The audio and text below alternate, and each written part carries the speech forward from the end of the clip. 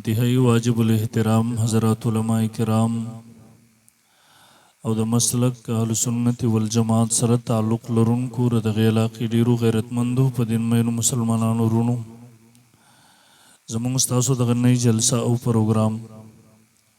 ستاسو په دغه علاقه کې قاری ثناء الله صاحب حافظه الله د ډېر وخت راسي خدمت کوي ستاسو بچو ته دین ورښیي قرآن ورښیي هغوی ته خپل دین او تهذیب ور زده کوي دغه علاقه کې د څو کلونو نه مسلسل هغوی خدمات کوي نن ستاسو په دغه علاقه کې د هغه د مدرسې جامع عبدالله ابن مسعود رضی الله تعالی عنه د هغې افتتاحي پروګرام دی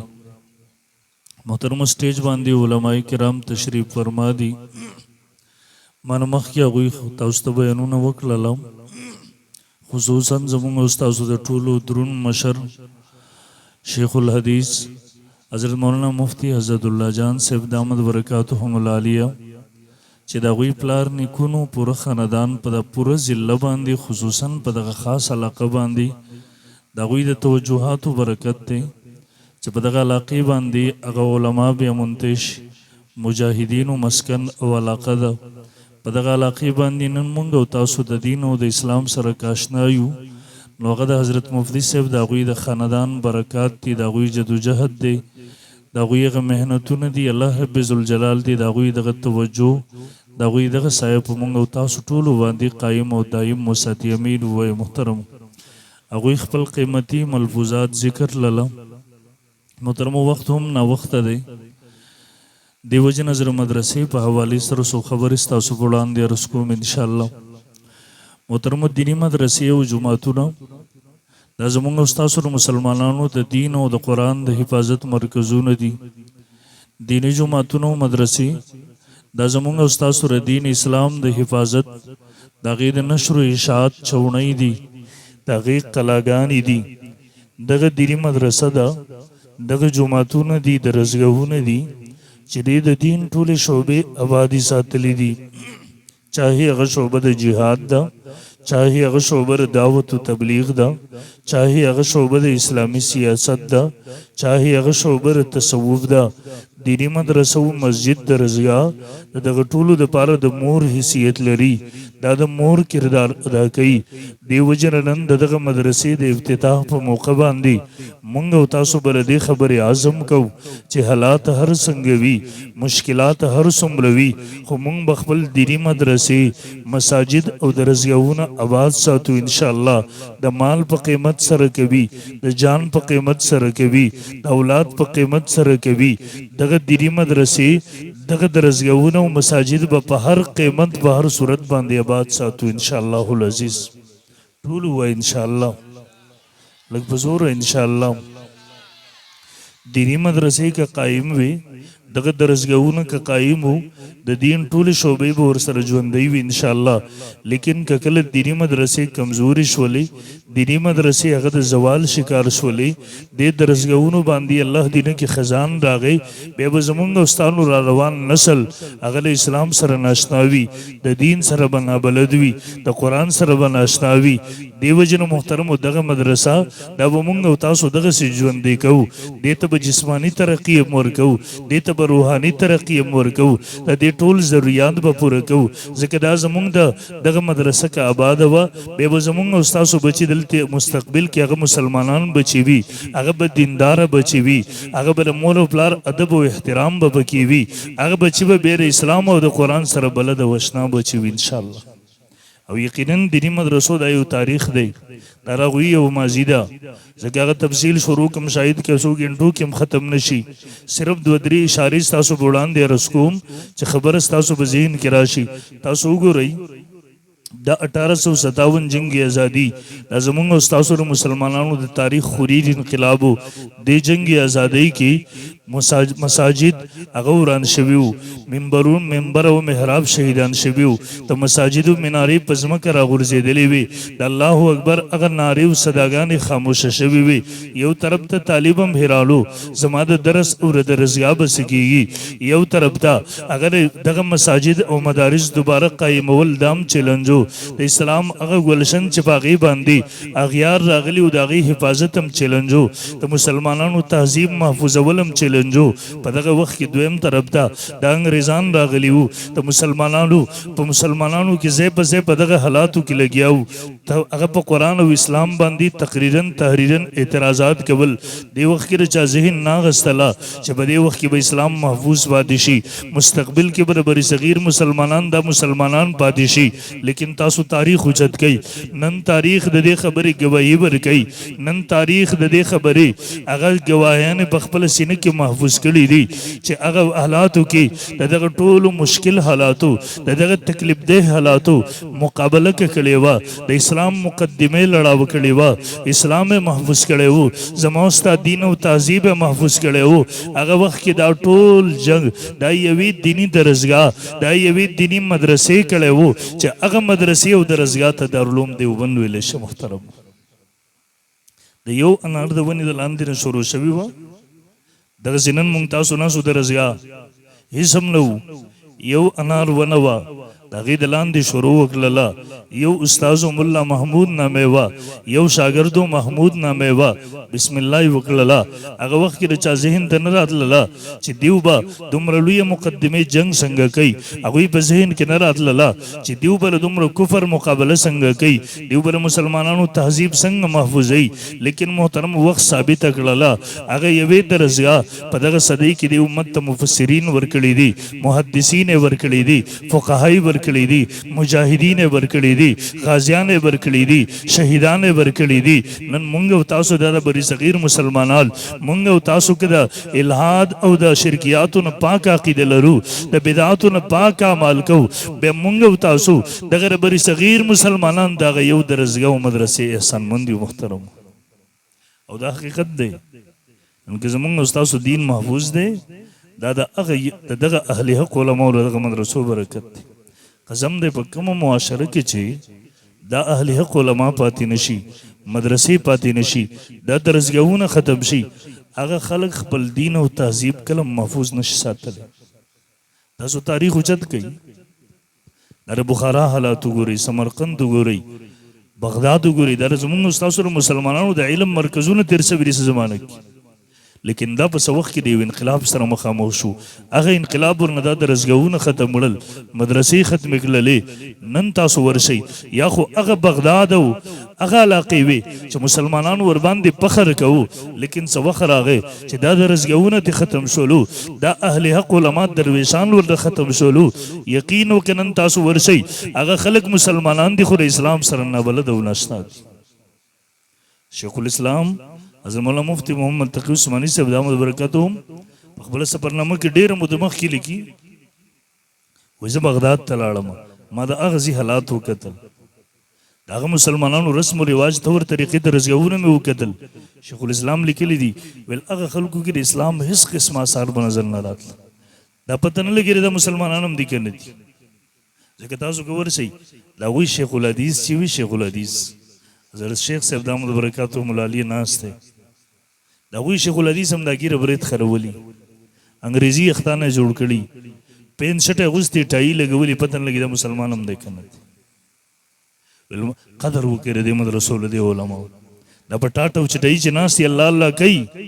علامه اقبال صاحب رحم الله هغه وخت کې ویلي ویل دا مدرسې دا درسګاهونه مه چړئ دا په خپل حالت باندې پرېږدئ ځکه که دا ختم شو مستقبل کې زما ستا نوی نسل به مسلمان پاتې نشي بنوم به مسلمان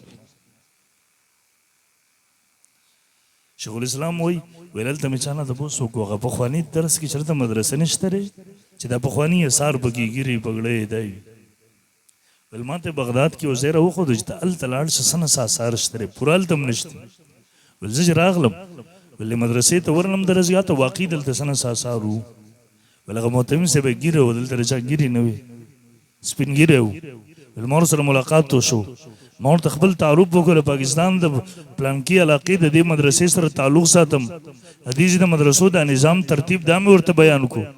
شیخ الاسلام لیکي ویل هغه عالم ما ورته را تفصیل بیانو د مدرسو د پاکستان ویل دې جړل دومره جړل دا ګیرې په اوښکو باندې لمده شوله بیا چې زه واپس راتلم ما ته وی د پاکستان مسلمانانو ته زما پیغام ووایه او د پاکستان مسلمانانو الله د علم او مدرسو د نعمت او دولت مونږ په بغداد ولا تر کړیو مونږ نه قدرې وکړه رب رانا غنیمت واغستلو نن په سرو سترګو جاړو خو هیڅ نشو کولای مسلمانانو د پاکستان مسلمانانو الله د علم او مدرسو د غنیمت واستاسو د درکړې خبردار تاسو نه قدرې ولکې ون رب تاسو نه مواخلی به تاسو زمونږ په شان په سرو سترګو جاړي خو هیڅ په بلاس نه درسي قدر به کوي ان شاء الله ټول و ان شاء الله د دې قدر به دغه سی وي ګورئ حکومتونه د دې سره تعاون نه کوي چې موږ تاسو اول نمبر دیو ته ضرورت فراهم کړو د دې بلډینګ هم وکړو زموږ ستا بچي به کې سبق وایي حکیم علومت حضرت مولانا اشرف علي تانوي صاحب رحمه الله د هندوستان کې په هغه ډېر لوی عالم تیر شوی دی په هغه زمانه کې یو د سربندۍ کې خطاب کړی دی مې مخکې کال هغه کتاب کې هغه بیان کړو نو اخره کې خلکو ته وایي زه خبره تاسو ته رانقل کوم وایي که تاسو به دې تنګ شوي یاره مولایان دي هر وخت بس د سربندۍ دي جلسې پیسې راوړئ چاندې راوړئ مدرسه جوړو د مدرسې ننګر ضرورت دی دا ضرورت حکیم علومت هغه خلکو ته وایي مسلمانانو ته که تاسو تنګ شوي یې موږ در سره نه عهد کوو راځئ نن نه پس به موږ تاسو نه پیسې نه غواړو چاندې به نه غواړو که تاسو تنګ شوي په دغه چاندو نن نه پس به در سره نه غواړو لیکن مونږ له د یوې خبرې ضمانت راکړي مونږ به دا مدرسې بندې کړو طالب وو نورې به نه جوړو دا شته به هم بندې کړو لیکن تاسو نه د یوې خبرې ضمانت غواړو حکیم علومت هغوی ته ویلي هغه زمانه کې زه تاسو ته وایم د میډیا په دغه وخت کې چې د کفر یلغار دی د هر طرف نه د مسلمانانو د بېدینه کولو کوششونه شروع دي اسلام باندې د الحاد حملې شروع دي مستشرقین لګیا دي د حدیثو نه انکار شروع دی د الله د وجود نه خلک انکار طرف ته لاړه د پېښور کې د کالجونو یونیورسټو ته ورشه یقین وکړه پروفیسران دي د الله وجود نه مني وایي دا کائنات خپله پیدا شوي دي دا یوه مدرسه خو نه مني چې خپله جوړه شي کمره د جوړه شوې د دې کړکۍ هم د دروازې هم د لیټ لګېدلی دی قالین خورو شوی دی ته نه منې چې یاره دا دومره ترتیب منظم ترتیب سره دا په خپله وشي لیکن هغه کمقله دا دومره لوی کائنات د الله ګوري دا دومره لویه دنیا ګوري دا په خپله پیدا شوې ده وایي په خپله چلیږي دې تعلیمي ادارو ته ورشه 40-50% نوجوانان زموږ ستا په مسلمان ملک کې د الله د وجود نه انکار طرف ته روان دي د رسول الله صلی الله علیه وسلم د حدیثونو انکار طرف ته د مولا په جامه کې خلک لګیا دي کوشش کوي په دې حالاتو کې حکیم علومت هغوی ته ویلي زه تاسو ته وایم موږ به مدرسې بندې کړو لیکن تاسو کې څوک موږ ته د دې خبرې ضمانت راکولی شي چې که موږ دا مدرسې بندې کړو دا د رضیهونه جوماتونه بند کړو نو آیا روان نسل به مسلمان پاتې شي زه تاسو ته وایم چې مسلمان به پاتې شي تر روان وي په خدای کنه موجوده دي پاتې شي دا خو لږ لږ محنتونه کوشونه یو طرف ته کړه کفر دي بل طرف ته زموږ علما مدرسې لګیا دي وسایل نه لري اسباب نه لري طاقت نه لري میډیا نشته دی لیکن الحمدلله هغه جنګ یې شروع کړی دی هغه زمانې نه شروع تر اوسه پورې شروع دی تر قیامته به شروع به وي زنده‌باد هغه خلک دي مبارک هغه خلک دي خوشنصیب هغه خلک دي چې د حق او د اهل حق ملګرو وګرځېدل هغوی د کفر مقابله په څه نه څه درجه کې ورکړله د خپل مال په ذریعې سره د علماو ملګرتیا یې وکړله د هغوی په څنګ کې ودرېدل د هغوی صفونه مضبوط لله خپل بچی ورته راولېږل د کفر د پراپګنډو نه ځان وساتلو د هغوی د دغه منصوبو نه ځان محفوظ وساتو د علماو دشمني یې ونه کړله د قاریانو دشمني یې ونه کړله د مدرسو دشمني یې ونه کړله یقین وکړه په 14مه صدۍ کې دغه خلک زنده‌باد او مبارک خلک دي کوو به ملګرتیا انشاءالله کوو به نو اول خبره د دې سره به تعاون کوو انشاءالله العزیز کوو به ورسره ګورئ حکومتونه دا څیزونه نه کوي تاسو ته پته ده حکومتونه په یو علاقه کې لس سکولونه درته وباسي لیکن یوه مدرسه جوړول خو څه کې برداشت کوي نه درته سره په دې علاقه باندې په دا ټوله پټه باندې د ټولو مشهوره مدرسه حضرت مفتي صاحب دي دا هغه زمانې پخوانۍ مدرسه ته ورسه تاسو ته تپوس کوي د حکومت یو روپۍ تعاون در سره شته نشته دی دا زمونږ استادو په دې چاندو په دا زکاتونو په دې صدقاتو خیراتونو باندې چلیږي په دغې سره دا دین ژوندی پاتې شوی دی او ما مخکې وویل دارالعلوم دیوبند بنیاد چې کېښودی کېدو اولنۍ چانده په دې کې چا اچولې وه چې کله شروع کېدله مولانا حجت الاسلام حضرت مولانا قاسم نانوتي مولا دارالعلوم دیوبند بنیاد چې چا ایښی دی دی په سوچ کې و پریشانۍ کې و په دې حالاتو کې مدرسه اوس څنګه جوړې اوس قاري ثناءالله صاحب به کوم ځای نه پیسې راوړي هغه ستاسو بچو ته دلته دین ښیي خدمت کوي نو هغه که اوس پیسې به کومه نه راوړي دی وخت کې مدرسه وه هغه څنګه حالات چې وو په دې کې مدرسه جوړول ډېر مشکل کار دی یو ځل په سوچ کې دی فکر کې دی دغسې دا کله کله په ناسته باندې انسان باندې دغسې خوب غونته کیفیت راشي دا خوب غونته کې په دا ناسته خوب کې ام المؤمنین عایشه رضی الله تعالی عنها ورته راځي 10 روپۍ ورته په لاس کې ورکوي ورته قاسمه پریشانه کېږي ما الله به انتظام وکړي دا روپۍ ته په چانده کې قبول کړه لاس کې واغستې رسول الله صلی الله علیه وسلم ورته راځي 2 روپۍ ورته ورکوي ورته دا چانده کې قبول کړه الله به انتظام وکړي دی چې بیدار شو په دا لاس کې ورسره 12 روپۍ ورسره وي الله والا خلق علما وایي په دا خوب کې 2 خبرو ته اشاره وه یو دا د دیني مدرسو دا خدمتونه د جوماتونو د دې د حکومتونو نه واغستلی شو مستقبل کې دا مدرسې به د دې غریبو خلکو په دا معمولي 15 روپۍ 10 روپۍ 100 روپۍ لاک روپۍ د دیو په چاندو باندې به چلیږي مستقبل کې دویم نمبر د ډېرو پاکو پیسو نه شروع وشو دلته الله خبیث مال نه قبلوي پلیت مال نه قبلوي ستا مال چې الله دلته قبول کو شکر ادا که ستا مال پاک مال لې مال چې دی الله دلته نه قبلوي توفیق الله نه درکړي وجاړه په خپل ځان باندې څه کمی را پکې دی زما په مال کې څه خبره دغسې مشتبه چې د هغې د وجې نه زما مال الله دلته نه قبلوي دی دا 12 روپۍ ورسره وي هغه شورا ملګري وو ډېر لوی لوی خلک وو دیو ته یې راقیصه وکړه 12 روپۍ ورته ویل دا راسره دي هغوی ورته ویل دا غیبي اشاره ده انشاءالله الله به انتظام کوي ویل دا خبره چې بهر ونه وځي د ده بیبي خو خبره څه ووه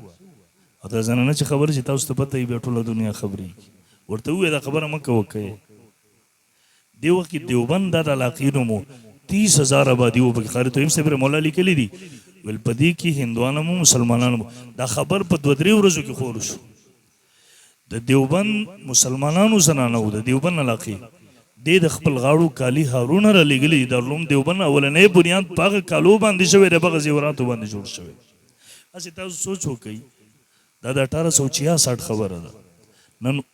2020 دی په منځ کې تقریبا 9.5 کاله خو شاته تېر شوي دي سره پاسه د کومو مدرسو چې د کومو زنانو چې خپل غاړو کالي را لېږلي وو هغه نشته دلته نه تللي دي خبرونو یې پته نه لګي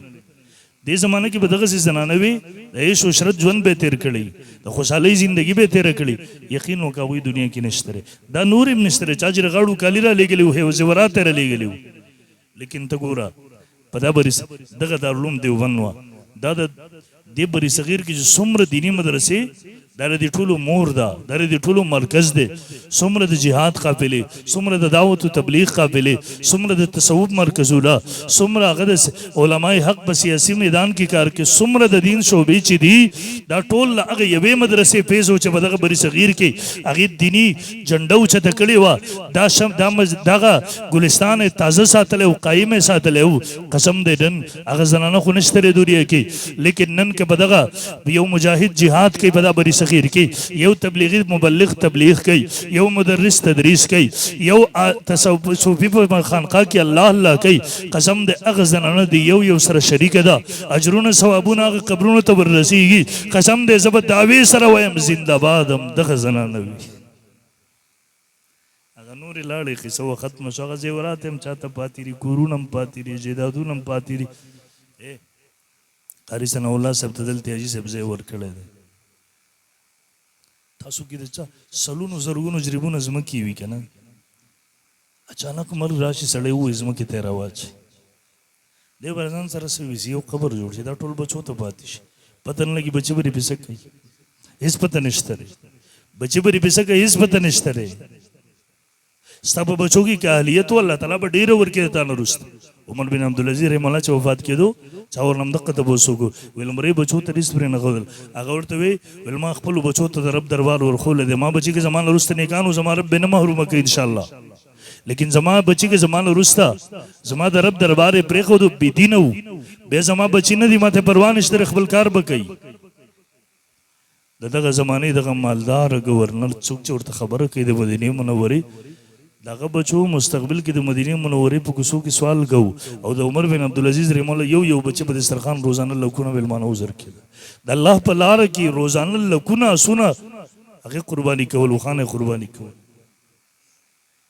ځان دپاره د خیرت غم وکړي دې کوړه خټک دارالعلوم حقاني نوم تاسو اورېدلی دی په دا بر صغیر کې لویه جامعه ده هغه وخت کې شیخ عبدالحق صاحب نور الله مرقد دغه صدی عظیم محدث هغه وخت کې یو کرنل صاحب و د چې به تنخواه واخیستله دا نیمه به مدرسې ته راوړه نو شیخ صاحب رحمه الله ورته وایي یو ورځ وی چې کرنل صاحب نیک سړی و که ته دا نیمه تنخواه مدرسې ته راوړې نیمه کور ته وایي خیر دی کور ته لږه زیاته وړه ستا به بچي وي کور به دي اهل و عیال دی ضروریات به دي وي هغه ورته نه شیخ صاحب ویل زما یو کور د آخرت دی یو د دنیا دی د آخرت دا کور زما د همیشه دی د دنیا کور زما له څو ورځو دی زه ترې روان یم په کار خدا له چې ټوله میل ته لیږلی لیکن کمزور یم کم از کم ته هومره حق خو جوړېږي چې نیمه د آخرت کور ته ولېږم د آخرت د کور دپاره خو څه وکوئ که نه دغه حاجي صاحب چا چې ځمکه ورکړي دا به هم دلته نه ځي اولاد به یې هم لاړ شي لیکن دی دغسې صدقې جاریه پرېښودل یقین وکړه دا به کله جوړېږي پته نشته دی د چا روپۍ به دې کې لګېدلې چا ځمکه ورکړي دلته به خلک قرآن وایي دلته به قرآن زده کوي بچي به د دې ځای نه فارغېږي قرآن یقین وکړه تر څو پورې چې دا جامعه قایم وي تر څو پورې چې دلته نه څومره خلک فارغېږي ژبه په قرآن خوځېږي دغه حاجي صاحب به سبا ته په قبر کې پروت وي سمو د بس په قبر کې پروت وي د ده اکاونټ نه بندېږي د داسې اکاونټ کلاو کو یقین وکړه چې دا به د ټول عمر دپاره د قیامته پورې کلاو وي تر څو چې دا جامعه هغه قایم وي زنده‌باد دغه حاجي صاحب دی یقین وکړه هغې دغسې سودا وکړله چې دې سودا کې نقصان نشته دی په دې کې تاوان نشته دی دا داسې سودا له د آخرت اکاونټ نه کلاو شو انشاءالله العزیز هغه اکاونټ کې به اوس روزانه په بنیاد باندې اجرونه جمع کېږي انشاءالله مونږ تاسو ملاقي والا چې همت وکړو قاري ثناء الله صاحب سره تعاون وکړو دا ځای ورله اوس جوړم کو انشاءالله کوو به دا که نه انشاءالله جوړو به ورله کم از کم ستاسو په علاقې د ګوره د قرآن سره محبت وساتئ او محبت به څنګه کېږي چې مونږ تاسو دا جامعې آبادې وساتو دغه قاري صاحبان د دې ملګرتیا وکړو دیو سره په کلکه ودرېږو دیو ضرورت پوره کړو قاري صاحب ته ووایو قاري صاحب ته کښېنه دلته سبقونه وایه ستا لپاره به چې زما له اوسه نه کېږي زه به بهر ګرځېږم تا له به چاندې کوم راوړمه ستا مدرسه به آبادوم انشاءالله خادمان ځان جوړ یو لوی عالم تېر شوی دی په مدینه منوره کې جنت البقیع کې دفن دی دغلته دغه زوی لیکي جنت البقیع کې چلته خلک دفن کې څو میاشتې پس دغه قبر کلاو کې اډوکې یوباسي سمندر ته واچي دې باندې نور قبرونه به جوړوي وایي 6 مهینې بعد زما د پلار قبر کلاو کو زما پلار بالکل روغ جوړو معمولی تغیر تبدیلی به کې نه ورغلی ویل واپس یې بند کو 20 میاشتې پس بیا کلاو کو ویل هغسې روغ جوړلی وایي زما پلار قبر یې 4-5 پیرې کلاو کو هغسې روغ جوړلی ویل واپس یې همغسې دفن کو ویل چې دا پرېږدئ په داسې باندې عرب ووي هغه بچی لیکي بل وجه صرف او صرف دا وه زما پلار د قرآن سره محبت ساتو د قرآن د حافظانو سره به دومره محبت به ساتو په خپله باندې عالم دی د قرآن لوی عالم دی د قرآن لوی تفسیر یې لیکلی دی لیکن وایي زما پلار به د قرآن سره دومره محبت و چېرته چې به حافظ قرآن ناسو هغه حافظ قرآن طرف ته به خپې هم نه غځولی ویل د په سینه کې قرآن دی ځکه زما پلار ته الله تعالی درجه ورکړي نو کوو به د دې سره تعاون انشاءالله زه تاسو ته دغسې نه وایم چې څوک دې پاسېږي 1 لاک انعام دې وکړي اعلان دې وکړي څوک دې 50 زره نه دغسې واده درنه اخلمه چې دا مدرسه به مونږ تاسو جوړو ورله لږ کمزوري راغلی په دې کې تاسو دا ماشومانو ته نه وایم زه دا مشرانو ته وایم جوړو به ورته انشاءالله دغسې نه چې مونږ 150 روپۍ ورکړو دا ځای به ورله جوړو چاهې د دې لپاره یو حاجي صاحب قرباني ورله ځمکې ورله دې کې به نور دغسې وي چې په هغه ورله خپله ځمکه هلته 10 مرلې 15 مرلې 20 مرلې خرڅه کړي پیسې راوړي قاري صاحب په دې جوړه کړه ولې پلان کې حاجي ځمکې چې ورکړل هغه حاجي صاحب آخرت ګټلی شي ولې زه یې نشم ګټلی زه ته نه پس وفي ذلک فلیتنافس المتنافسون په دې کې سیالي پکار ده مسلمان ته زه چې د هر ځای نه وي بیا ته به خپل کور والا ته ترغیب ورکړم بیا ته به خپل کور خلکو ته ترغیب ورکوه چېرې پلان کې حاجي صاحب و هغه زموږ نه مخکې څنګه شو صحابه کرامو په دې کې سیالي کوله د یو بل سره مونږ خو دنیا کې کوو هغه مارکیټ جوړ کړو زه به 2 څنګه جوړوم هغه ګاډی واغستو زه به 2 نه هغه مستقل چې د مستقبل کم مستقل څیز را روان دی نه ختمېدونکي هغې کې سیالي وکړي د یو بل سره نو چې بېګاله مونږ تاسو ټول په سړو دماغو به دې سوچ وکړو پلان کې حاجي صاحب ځمکه ورله زه ولې وروسته پاتې شو راځئ زه به ورله دا ټوله مدرسه جوړه کړم که ټوله نه شم یو کمره خو به جوړه کړم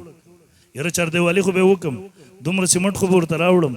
دومره کار خو به ورته کم از کم دغومره خو چې وکړو یو بل نه مخکې شو تاسو شروع وکئ بیا ګورئ سودا د الله سره ده هغه الله عثمان غني رضی الله تعالی یو ځل پسې تاجران راغلله ویل ستا تجارت مال راغلی دی ورته ویل په مونږ یې خرڅ کا هغه ورته ویل نه بل څوک پرې د دې نه زیاته ګټه راکوي ورته ویل مونږ درله دومره درکوو هغه ورته ویل زیاتېږي عثمان غني رضی ورته ویل نه ما ته د دې نه زیاته میلوي هغوی ورته ویل عثمانه اخر مونږ خو د مدینې منورې تاجران یو د دې نه زیاته ګټه تاله څوک درکوي چې دی مونږ ته نه راکړي عثمان غني رضی الله عنه ورته فرمایي ویل هغه الله سره مې سودا کړې دی چې هغه دنیا کې مې یو پاویا باندې ورکوي دنیا کې دی 1 لک روپۍ دی ولګول تر یقین وسات الله پاویا لا کړی دی په بدل کې دنیا کې هم درکوي آخرت کې به درکوي دلته هم ته یقین وساته الله سره چې څنګه ګمان وکړو هغسې به در سره معامله کوي دا مکمل یقین وساته په دې دنیا کې به الله یو پاویا درکوي خامخا انشاءالله سودا کوو دغه الله سره نن څوک سودا کوي ما سره د دواړه لاسونه اوچت کوي چې رسولان الله سره څوک وایي چې د الله سره سودا د لاسونه دواړه اوچت کوي دواړه لږې پوره اوچت کوي لاسونه خیر کوو به انشاءالله نه لږ اواز په زوره کوي لاس مخکې ته وي کوو به انشاءالله الله دې عمل کولو توفیق راکړي چې روان کال ته موږ راځو او څه نه څه د مدرسه جوړه شوې د روژې نه مخکې ټیک ده که نه انشاءالله الله دې عمل کولو توفیق راکړي واخر دعوانا